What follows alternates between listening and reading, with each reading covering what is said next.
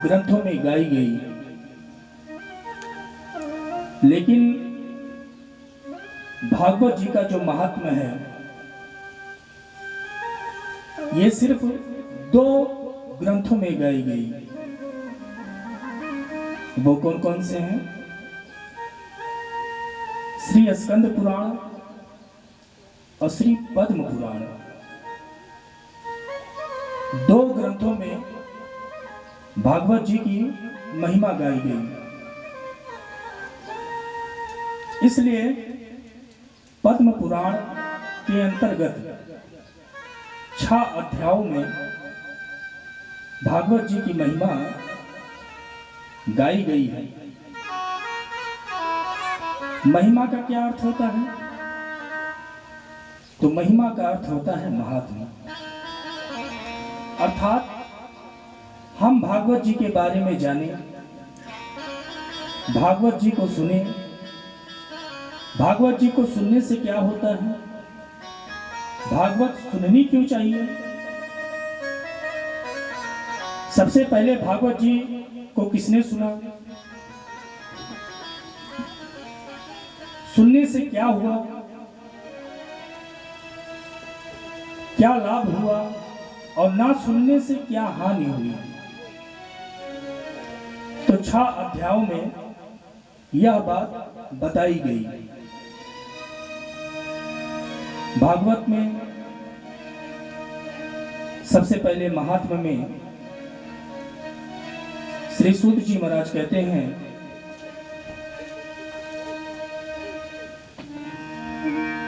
सच्चिदानंद रूपाय विश्वोत्पत्त्यादि Hathaway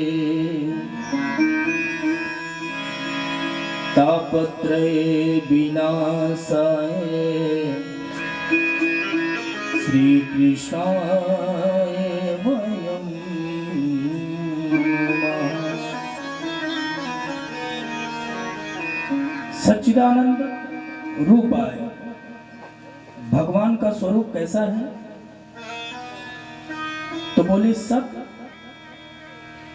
चित और आनंद। ऐसे भगवान सच्चिदानंद को हम सब मिल करके विश्वोत्पत्त्यादि हेतवे, जो सभी विश्व का पालन और सृजन करने वाले हैं, जो तीनों के हेतु हैं, तथा जिनकी पावन चरण शरण ग्रहण करते ही जीव के तापत्रय समाप्त हो जाते हैं, ऐसे गोविंद के पाद पद्मों पर हम सब बारंबार प्रणाम करते हैं। महाभागवत सुखदेव जी क्या ध्यान करते हुए, आइए हम सभी नैमिषारण की पावन भूमि पर सूत जी महाराज शौनक आदि ऋषियों को यह मंगलमयी कथा सुना रहे हैं। हम भी अपने मन को नैमिषारण लेकर के चलते हैं, जहां पर 88,000 ऋषियों के मध्य में शौनक जी प्रधान श्रोता बन करके सबका प्रतिनिधित्व कर रहे हैं। और देखिए, आयु में छोटे हैं ऐसे सूत जी महाराज व्यासपीठ पर सुशोभित हो रहे हैं, और शौनकादि ऋषि आयु में बड़े हैं, वयोवृद्ध हैं, फिर भी श्रोता बन करके कथा को श्रवण कर रहे हैं। भगवान का कथामृत पान करने में परम कुशल है। जब श्रोता बनकर बैठते हैं तो महान विद्वान और वयोवृद्ध होकर भी एकदम अनभिज्ञ रहते हैं, और हम सबको भी यही चाहिए। यद्यपि हम विद्वान हैं, लेकिन हमसे श्रेष्ठ अगर कोई बैठा है तो हम तब तक चुप रहें। देखिए, जो चीज, जो ज्ञान आप शांति में पा सकते हैं, चुप हो करके पा सकते हैं, वो ज्ञान आप बोल करके नहीं पा सकते।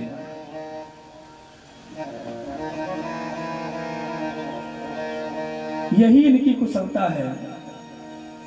आज सौनक जी सूत जी को नमन करते हुए पूछते हैं कि प्रभु, अज्ञान ध्वांत विध्वंस कोटि सूर्य सम प्रभा सूताख्याहि कथा सारम मम कर्णरसायनम।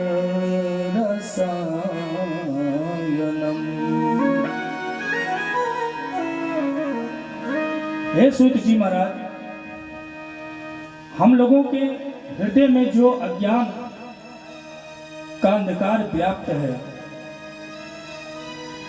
इस त्रिभुवन के अंधकार को दूर करने में सूर्य भगवान सामर्थ्य है, परंतु जो जीव के हृदय में अंधकार है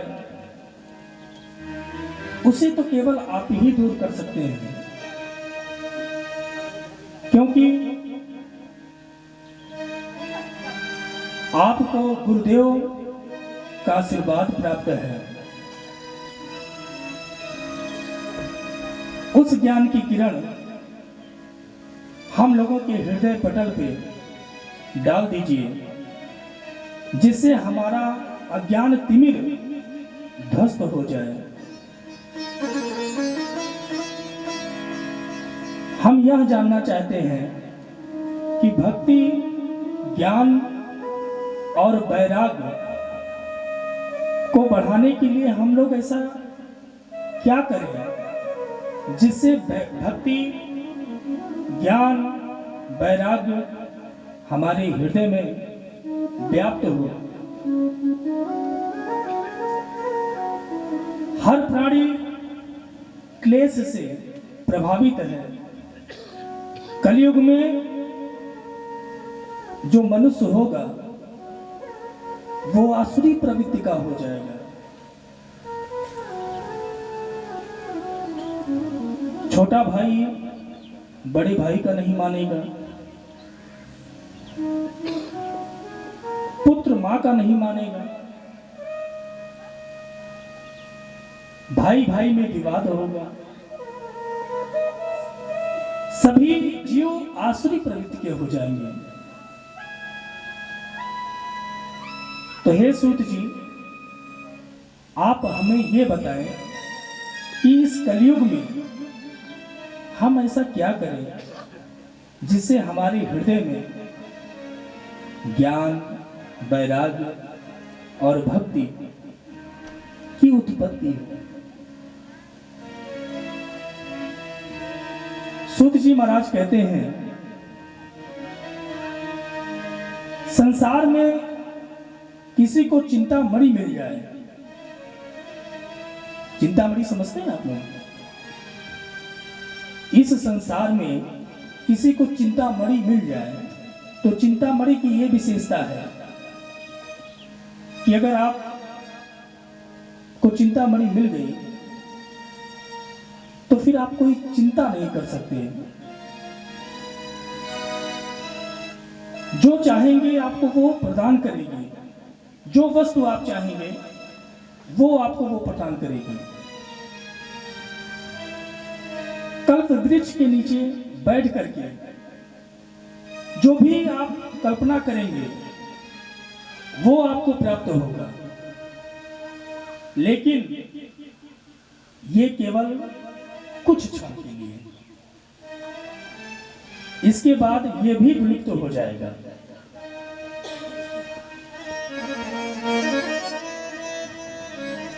सूत जी महाराज कहते हैं, चिंतामणि लोक सुखम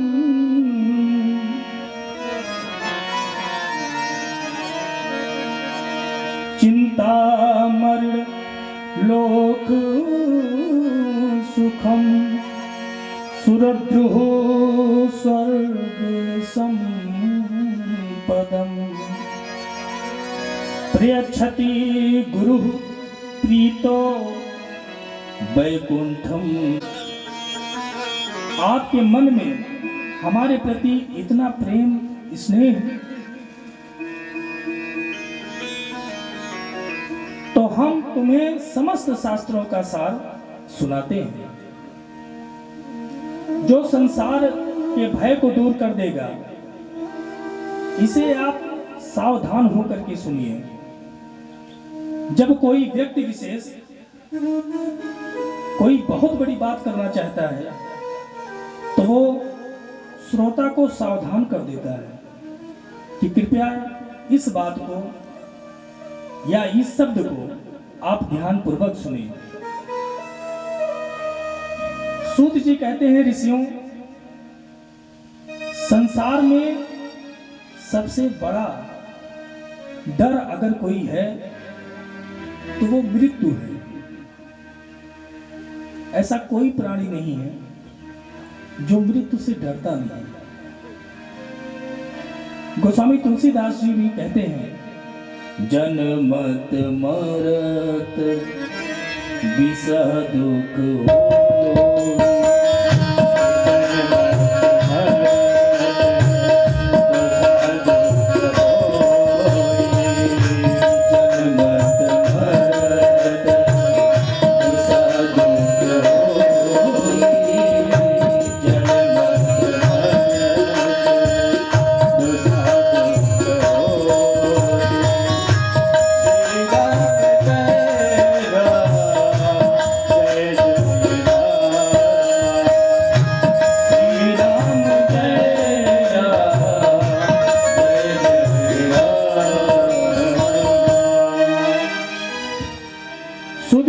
कहते हैं कि ऋषि, इस संसार में सभी व्यक्ति को, सभी जीव को मरने का डर बहुत है, कहीं हम मर न जाए। सूत जी कहते हैं कि इसका नाम ही मृत्यु लोक है। जो आया है उसको जाना सुनिश्चित है। संसरिति इति संसारः, ये जो संसार है ये सरकता रहता है। संसार इति संसारः, ये खिसकता रहता है। कोई कितना भी पकड़ने का प्रयास करे ये उसकी पकड़ में नहीं आता। संसार सरक रहा है। हमारे चाहने से ना चाहने से कुछ होने वाला नहीं है। आस निर्वाण तवे श्रीमद् भागवत। देखिए, तोता बड़ा मीठा बोलता है, तोता बड़ा मीठा बोलता है, किंतु बोलता वही है। तो सुखदेव महाराज ने जगत कल्याण के लिए भागवत रूपी या ये मनमुखी फल नहीं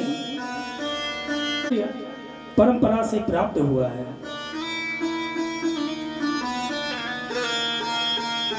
और वही उन्होंने संसार को भी प्रदान किया।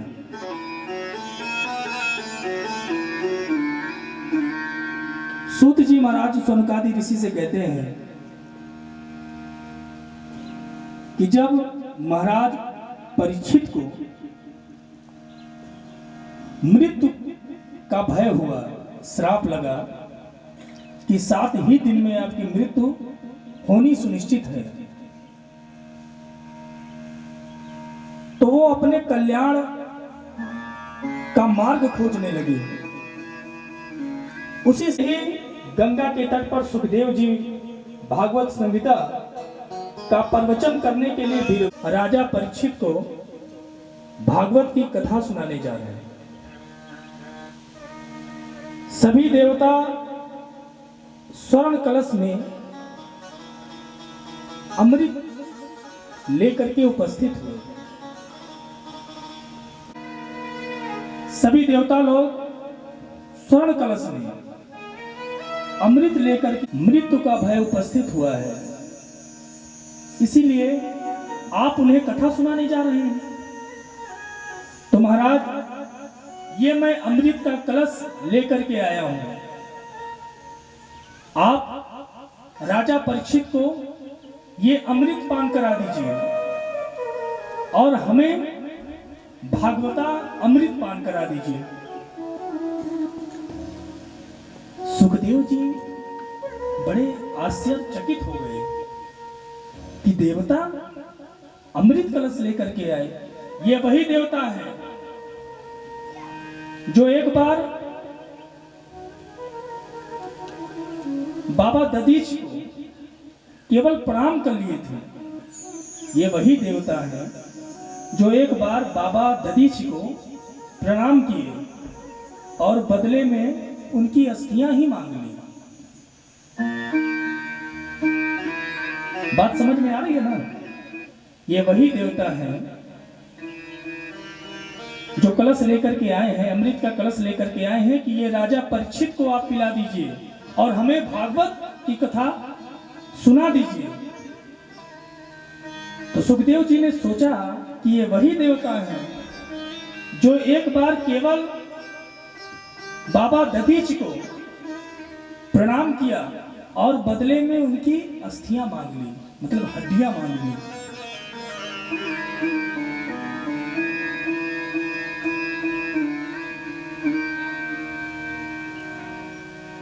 सुखदेव जी आश्चर्यचकित होकर के देवताओं से कहते हैं कि अगर तुम श्रोता बनकर के आते तो हम तुम्हें अवश्य भागवत की कथा, भागवत पान कराते। लेकिन देवताओं, तुम तो ठगिया बनकर के आए हो। तुम्हारे आते ही हम समझ गए कि कुछ ना कुछ तो गड़बड़ है। देखिए, स्वार्थी व्यक्ति तुम्हारे फायदे की ज्यादा बात करे तो सावधान हो जाना चाहिए। जो व्यक्ति कभी बोलता नहीं आपसे, जिन्हें हम प्रणाम करते हैं, वो ठीक से आशीर्वाद नहीं देता, सीधे मुंह आपसे बात नहीं करता और एकाएक आकर के आपकी बखान करने लगे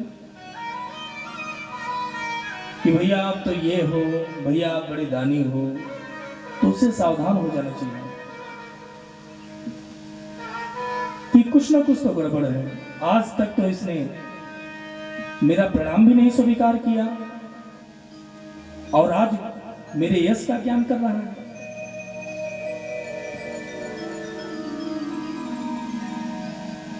तो सुखदेव जी ने देवताओं को डांट करके भगा दिया। कहा, देवता,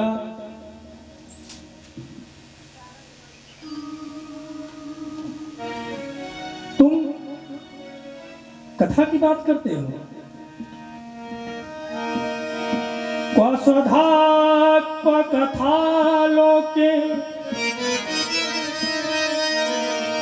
क्व काचा क्व मरिल महा ब्रह्मरात्रो विचैर्वं तदा देवं जुहासहा।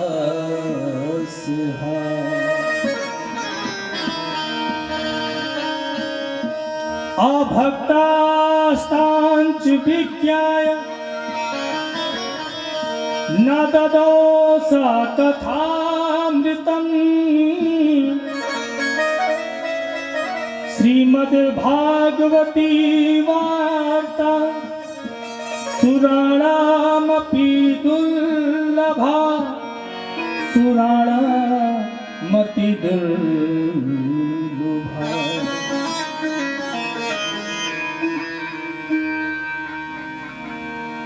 क्वा सुधा क्वा कथा लोकी क्वा काचा क्वा मरण महान। सुखदेव जी हंसते हुए कहते हैं कि जैसे कोई सोनार की दुकान पे जाए और कांच का टुकड़ा लेकर के जाए और सोनार से कहे कि इस कांच के टुकड़े के बदले में आप हमें कोई बहुमूल्य मणि देंगे, तो ऐसा संभव है? ऐसा संभव है? कांच का टुकड़ा लेकर के आप सोनार के पास जाएं और कहें कि ये टुकड़ा आप ले लीजिए और हमें कोई बहुमूल्य मणि दे दीजिए, तो क्या सोनार आपको देगा? तो वही सूत जी महाराज कहते हैं कि सुखदेव जी महाराज कहते हैं क्वा स्वधा क्वा कथा लोके क्वा काचा क्वा मणि महान। सूत जी कहते हैं ऋषियों, यह देव दुर्लभ कथा मृत है। कहां तुम्हारा अमृत और कहां ये भागवतामृत। सुखदेव जी ने डांट लगा करके देवताओं को भगा दिया।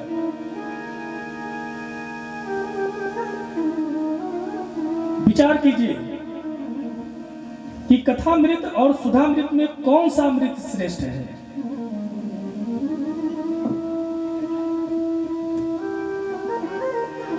सुधामृत का ये वैशिष्ट्य है, ये प्रमाण है, ये परिणाम है कि बड़े बड़े पुण्य आत्मा जब इस मृत्यु लोक में देह त्याग करके स्वर लोक में जाते हैं, बड़े बड़े पुण्य आत्मा जब इस मृत्यु लोक से देह का परित्याग करके स्वर्ग लोक में जाते हैं,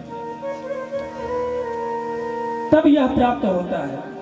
इसके विरुद्ध कथामृत की यह विशेषता है कि कथामृत के लिए कोई भी पूर्ण आत्मा हो, दुष्ट आत्मा हो, पतित आत्मा हो या पाप आत्मा हो, कोई कैसा भी हो,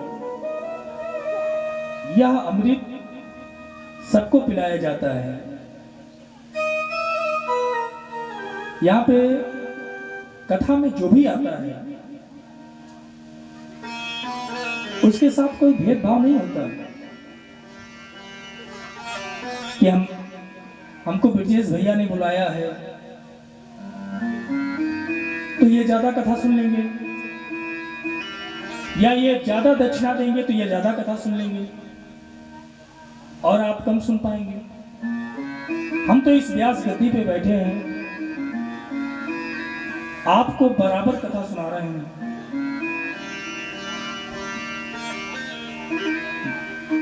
अंतर बस इतना है कि कथा को कौन कितने मन से सुनता है। अच्छा, कथा सुन लेना ही बहुत बड़ी बात नहीं होती। कथा सुन करके कथा का मनन करना, कथा का चिंतन करना,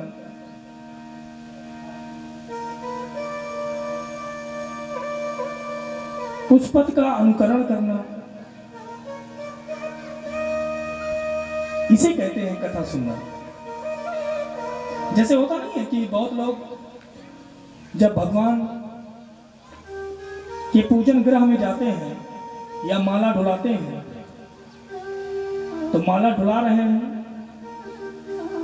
और ध्यान भटक गया और कह भी रहे हैं रोटी बनी, फिर जय हनुमान ज्ञान गुण सागर जय कपीस तिहुन, दाल बनी,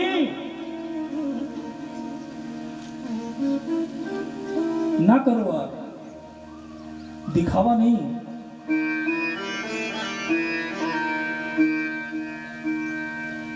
ये सब जीव पता नहीं कैसे होते चले जा रहे हैं।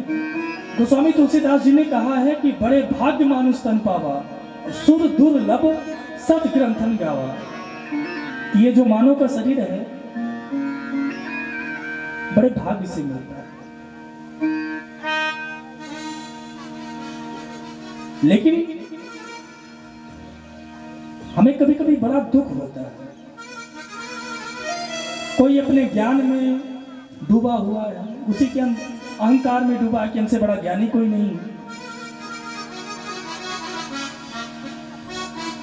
कोई डूबा हुआ है कि हमसे बड़ा प्रवक्ता कोई नहीं।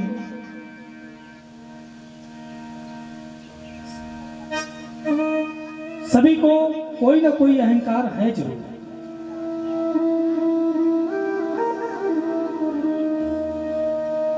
तो सुखदेव जी महाराज कहते हैं कि ये कथा सभी को सुलभ है, सभी को बराबर सुनाई जा सकती है। ये जो भागवत की कथा है वो किसी के साथ भेदभाव नहीं करती। हरि कथा निष्पक्ष है और सभी को मिलती है।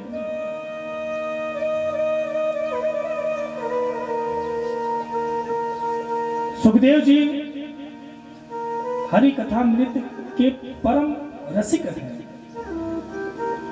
इसलिए देवताओं को डांट करके भगा दिया। देवता लोग लौट करके आए और किसके पास आए? बोले ब्रह्मा जी के पास। और ब्रह्मा जी से देवताओं ने शिकायत की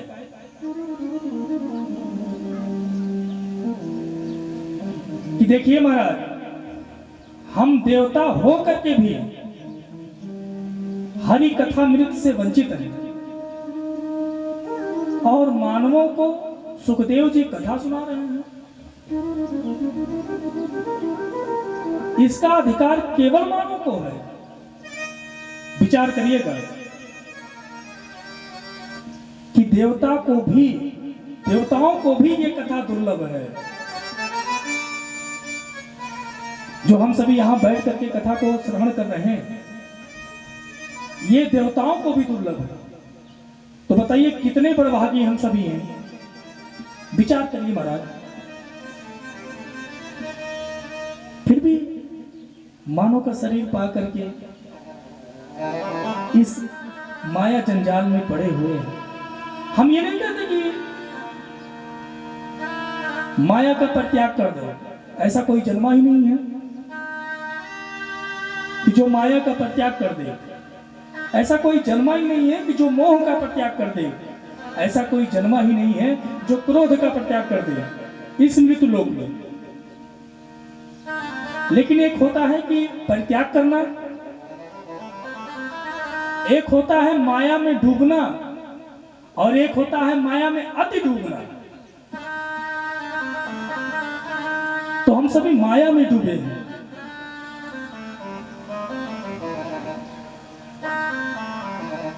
मेरी बात को जरा सा समझें थोड़े से भाव में।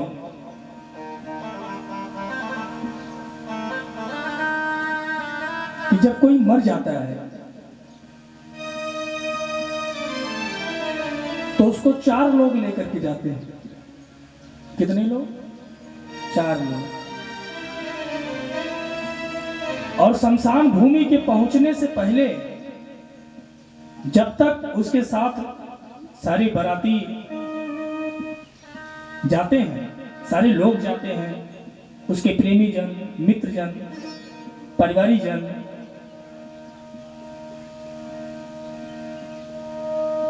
क्या बोलते हैं? राम नाम सत्य है, राम नाम सत्य है। अच्छा देखिए, बड़े मजे की बात यह है कि हर शब्द का प्रयोग आप हर जगह नहीं कर सकते। जैसे किसी का जन्म हो और आप चिल्लाने लगे राम नाम सत्य है, राम नाम सत्य है, तो बताइए क्या होगा? घर वाले भगा देंगे द्वार पर से। लेकिन वो व्यक्ति एकदम सही कह रहा है वो गलत नहीं कह रहा है, वो सही कह रहा है कि राम नाम सत्य है। अरे मूर्ख, हमारे इस दिमाग में नहीं घुसता। हम किसी सौ को लेकर के जाते हैं। अब बड़े मजे की बात तो ये है कि जब तक सौ जलता है तब तक तो ओफ गांव का जो सबसे बड़ा बेईमान होगा उसका बैराग देखिए आप, उसी को कहते हैं मरकट बैराग। बंदर देखा ना, बंदर एक डाली पे वो अस्थिर नहीं बैठ सकता, कहीं यहां कहीं वहां, ऐसा ही होता है मरकट बैराग। संत कहते हैं कि घर में हुई खटपट तो चलो बाबा के मठ झटपट। तो हम सभी को वही बैराग प्रकट होता है। अरे भैया, संसार में कुछ नहीं है, एक न एक दिन सबको मरना है, तो ये है तो वो है तो ऐसा है। लेकिन जैसे ही सौ जला, बगल में एक थोड़ा तंबाकू बना दो,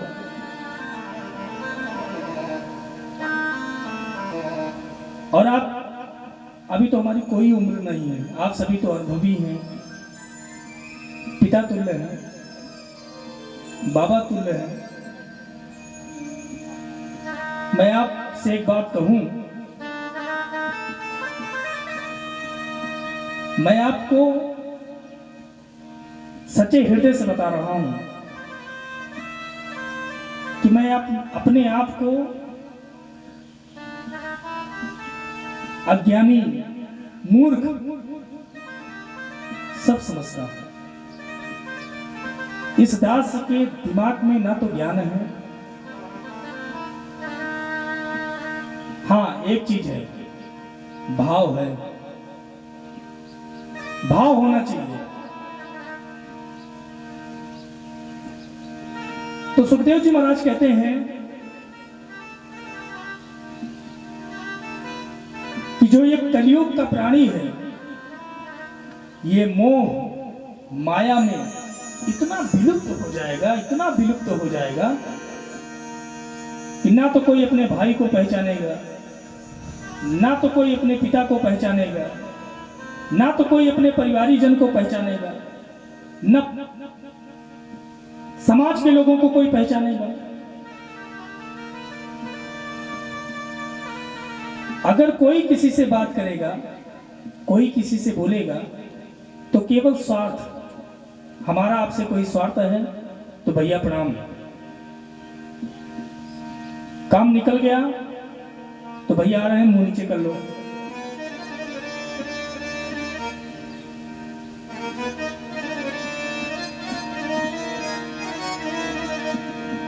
एक छोटा सा भजन याद आ गया, स्वामी राजेश्वरानंद जी महाराज कहते हैं, इसके बाद हम सभी कथा में आगे बढ़ेंगे। स्वामी राजेश्वरानंद जी महाराज कहते हैं कि मूर्ख, जो तू मेरा मेरा कर रहा है, ये मेरा पुत्र है, ये मेरी पत्नी है, ये मेरा भाई है,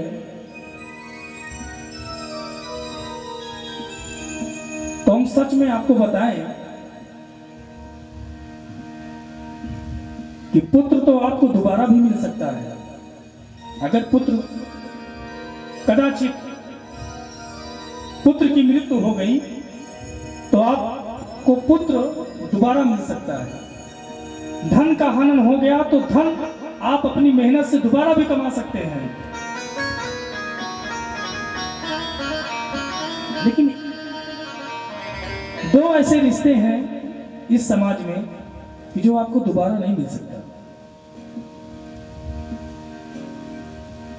एक अपनी मां, जिसकी इंद्री से हमने जन्म लिया है,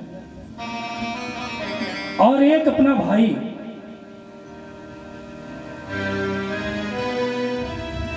बाकी सब दोबारा मिल सकता है आपको।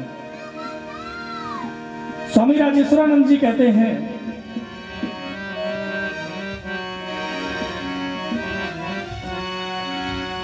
देख लिया संसार हमने देख लिया, देख लिया संसार हमने देख लिया, देख लिया देख लिया, सब मतलब के यार हमने देख लिया, सब मतलब के यार हमने देख लिया, देख लिया जेब में जब तक तन निरोग धन, जेब में जब तक तन निरोग धन, जेब में जब तक तन निरोग धन, जेब में जब तक मन से सेवा करोगे तब तक, मन से सेवा करोगे तब तक, हाँ मन से सेवा करोगे तब तक, मन से सेवा करोगे तब तक, स्वार्थ का परिवार हमने देख लिया, हाँ स्वार्थ का परिवार हमने देख लिया, हाँ देख लिया संसार हमने देख लिया, हाँ देख लिया संसार हमने देख लिया,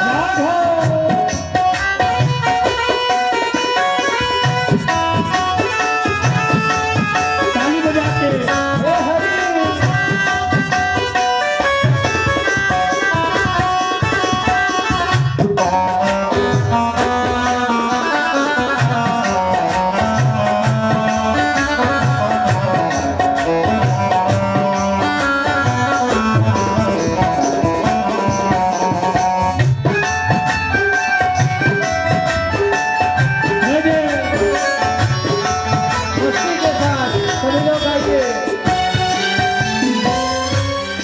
स्वामी जी कहते हैं जिस जिसका विश्वास किया है, जिस जिसका विश्वास किया है, जिस जिसका विश्वास किया है, जिस जिसका विश्वास किया है, उसने हमें निराश किया है, उसने हमें निराश किया है, उसने हमें निराश किया है, उसने हमें निराश किया है। कैसे? बनकर रिश्तेदार हमने देख लिया, बनकर रिश्तेदार हमने देख लिया, हाँ देख लिया संसार हमने देख लिया, हाँ सब मतलब के यार हमने देख लिया।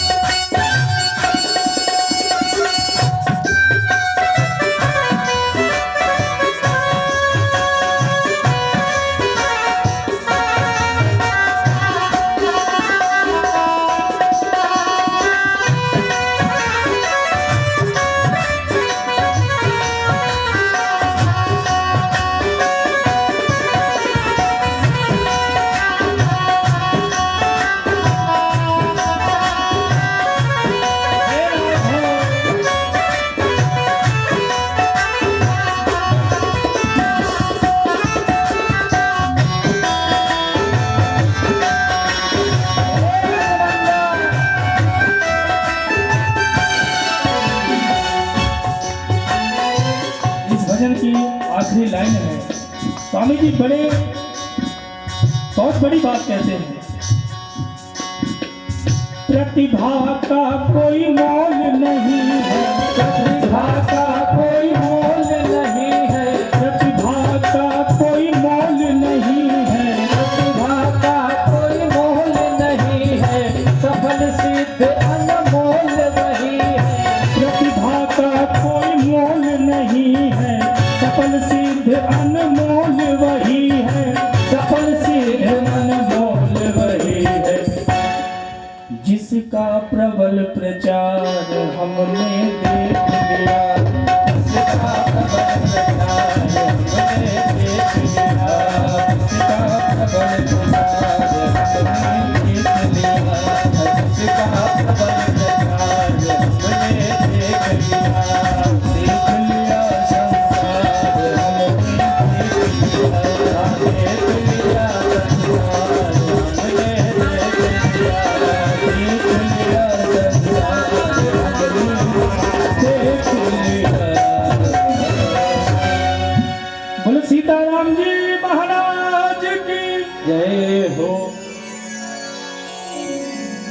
आप लोग भी भाई थोड़ा जोर से ही जयकारा लगाएं, क्योंकि जो ये समय हम सभी को मिला है ये बड़े भाग्य से मिला है। तो आइए हम सभी कथा में प्रवेश करें। तो हम कहां थे, कोई बताएगा?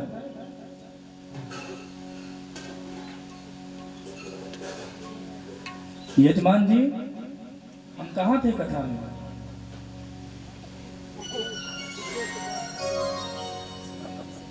वाह,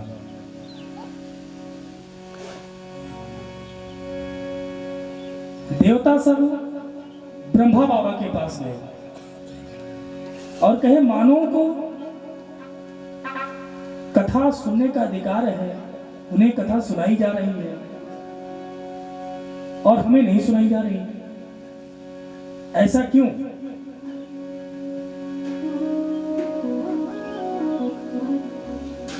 हम जानना चाहते हैं कि कथा मृत में ऐसी क्या विशेषता है।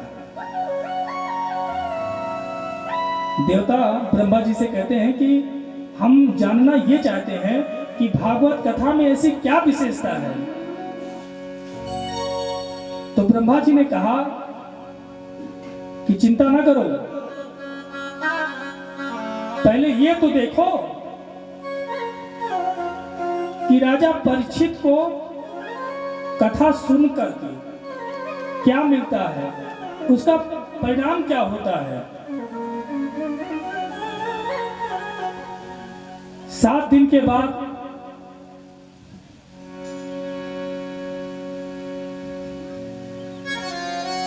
राजा परीक्षित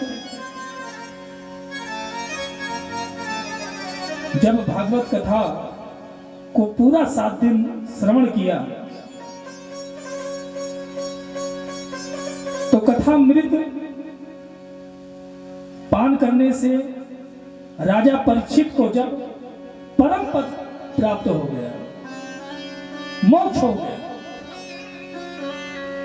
और ये देख करके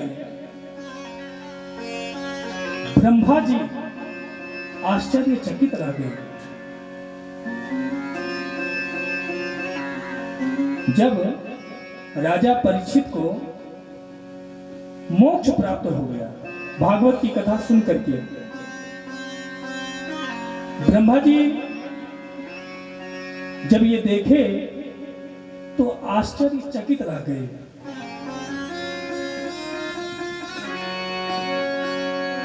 राजो मोक्षम तथा वीक्षपुरा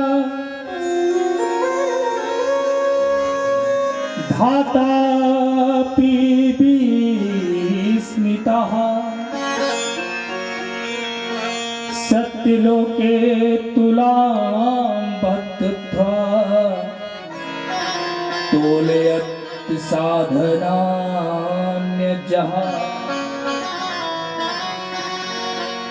जब ब्रह्मा जी ने महाराज परीक्षित का मोक्ष देखा तो अपने सत्यलोक में एक तराजू मंगवाई और एक पलड़े पर अनन्य धर्म शास्त्र को रखा और एक पलड़े पर श्रीमद् भागवत को रखा। तो क्या देखा? लघुन्यानि जातानि गौरवेण इदं महत् तदा ऋषिगणाः सर्वे विस्मयं परं यहु। सब देवता और महात्मा महान आश्चर्यचकित हो गए कि श्रीमद् भागवत की तुलना में अन्य धर्म शास्त्रों का पलड़ा एकदम ऊपर लटकाया। जब किसी वस्तु को आप तराजू में रखेंगे और जिसका पलड़ा ऊपर चला गया तो वो हल्का ही है, और जिसका पलड़ा नीचे है वही तो भारी है। तो लघुन्यानि जातानि गौरवेण इदं महत् तदा ऋषिगणाः सर्वे विस्मयं परं यहुः। सभी देवता महात्मा आश्चर्यचकित रह गए और घोषणा कर दी, मेनिरे भगवद्रूपं शास्त्रं भागवतं कलो। साक्षात श्री कृष्ण ही कलयुग के कलुषित प्राणियों का कल्याण करने के लिए श्रीमद् भागवत संहिता में आकर विराजमान हो गए। इसलिए भागवत के प्रत्येक अक्षर में गोविंद की श्यामलता समाई हुई है। ये साक्षात, ये कोई पुस्तक नहीं है, ये साक्षात भगवान का वांग्मय विग्रह है। ऋषियों ने सूत जी से प्रश्न किया कि महाराज,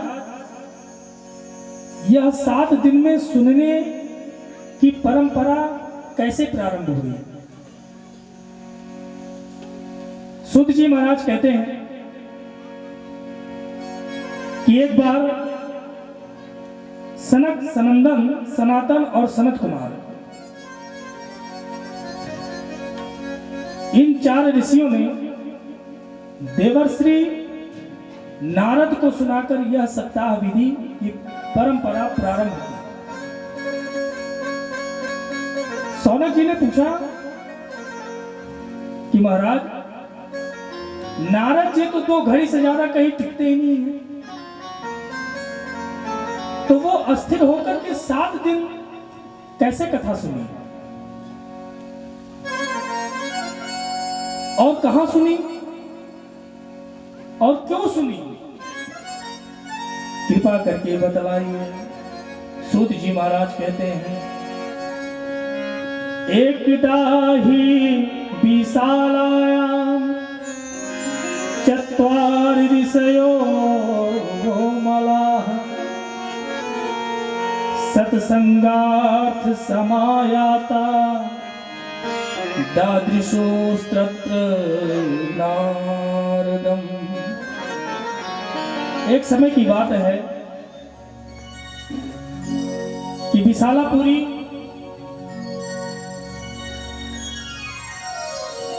बद्रीनारायण धाम में सनकादि 4 भाई सत्संग की इच्छा से भ्रमण कर रहे थे, क्योंकि ध्यान, भजन, पूजन आदि ये सब एकांत में हो सकता है, लेकिन सत्संग एकांत का विषय नहीं है। जैसे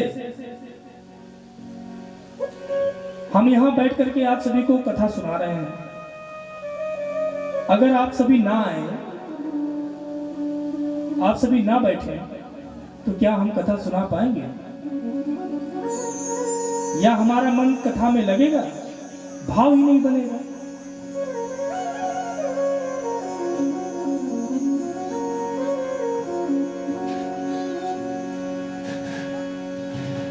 तो सूत जी महाराज कहते हैं, एकदा ही विशालायां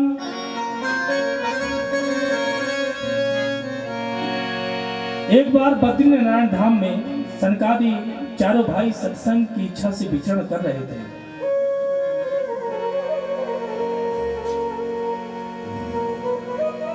तो 4 भैया को विचरण कर रहे थे, अचानक 4 भैया ने नारद जी को देखा। नारद जी को देख करके बहुत प्रसन्न हो गए चारों भैया नारद जी को देख करके प्रसन्न हो गए।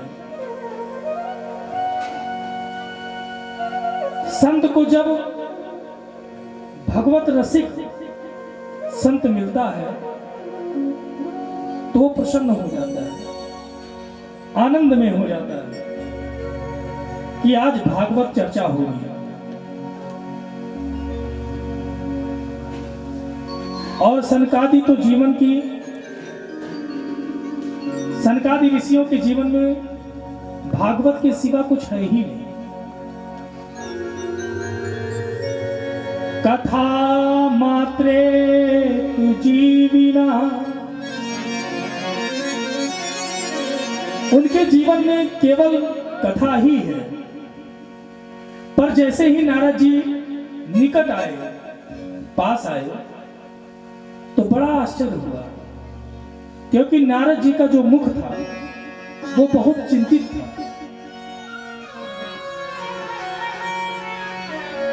सौनकादि ऋषि जब नारद जी को देखे तो नारद जी का जो मुखमंडल था वो उतरा हुआ था। सनकादि ऋषि नारद जी से कहते हैं,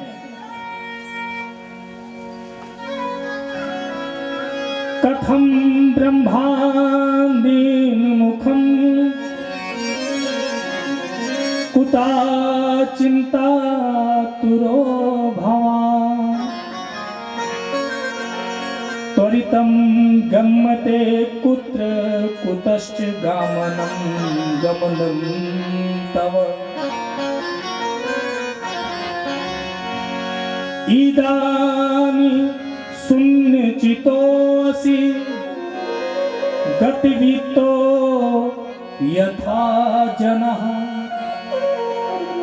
तवेदं मुक्त संगस्यं नोचितं वद कारणम्। हे नारद जी महाराज, कथम ब्रह्मांड दीन मुख कुतः चिंता तुरो भवान। हे नारद जी, आपका मुख इस प्रकार लटका क्यों है? किस बात की चिंता आपको सताई जा रही है? और आप इस तरह भागे भागे कहां जा रहे हैं?